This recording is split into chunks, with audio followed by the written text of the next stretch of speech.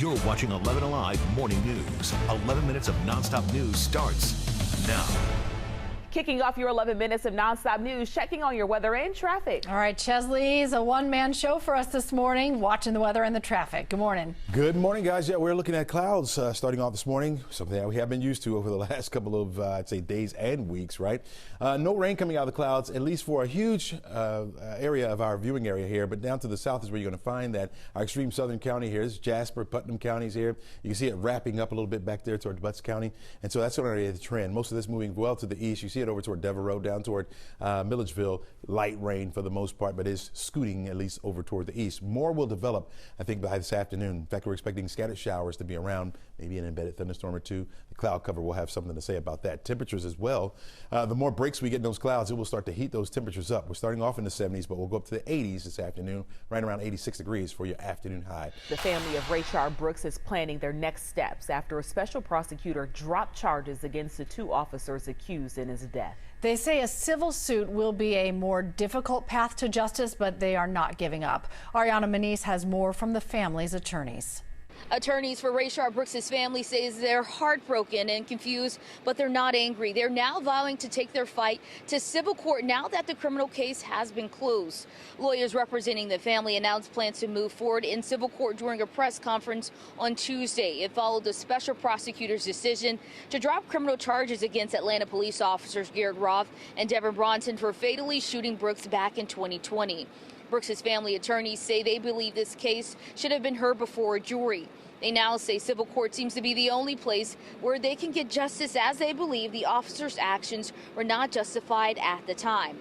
Activists and supporters of Brooks' family, they are now pushing for the former site of the Wendy's where Brooks was shot to be turned into a peace center and named in his honor. Back to you.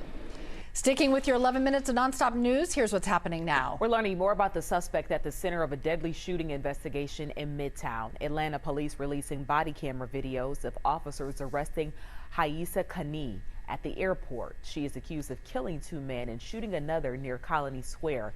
She remains in jail this morning after a judge denied bond on Tuesday. We are working to get more details after a 14-year-old boy died in a shooting. It happened on Fayetteville Road in southeast Atlanta just before 7 last night. Investigators say there are several businesses in that area. The teen was shot multiple times. No word yet on any possible suspects. People across Georgia are mourning the death of former First Lady Sandra Deal. Her family says she died from breast cancer that later spread.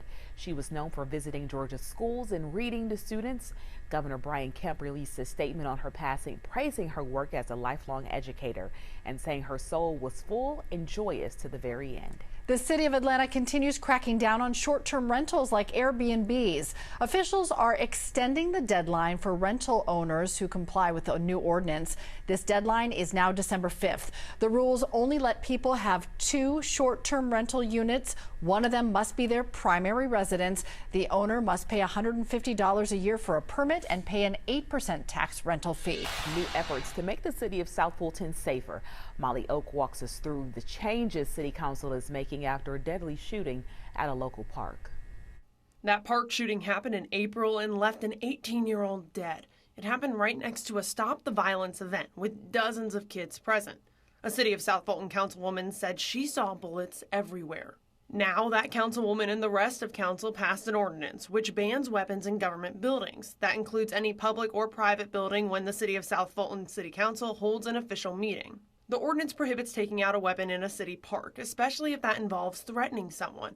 It also says, for the most part, it's illegal for people under 18 to have a handgun in the City of South Fulton. The new ordinance does not apply to people acting in self-defense. Back to you. All right, Molly, thank you.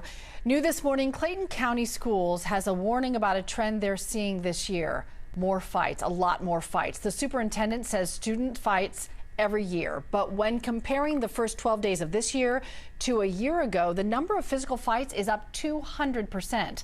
Clayton County is now encouraging students and parents to talk about this, look at the code of conduct, and utilize district programs for conflict resolution and relationship workshops.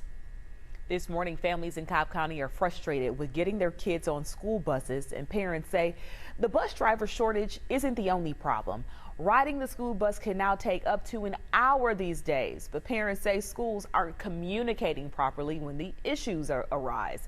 One Smyrna mother says that she didn't get any updates from the district for hours after a bus broke down during a drop-off route. The whole problem of this all is parents not being informed of where their child is. That is the whole issue. We understand that there are shortages. We understand that life comes up. We have our own lives as well. But what if your child was missing for 2 hours? That is scary. 11 Alive reached out to Cobb County. A district spokesperson said buses are routinely inspected every 20 days, but can face mechanical breakdowns. The district is asking for patience from the community while they continue to search for bus drivers.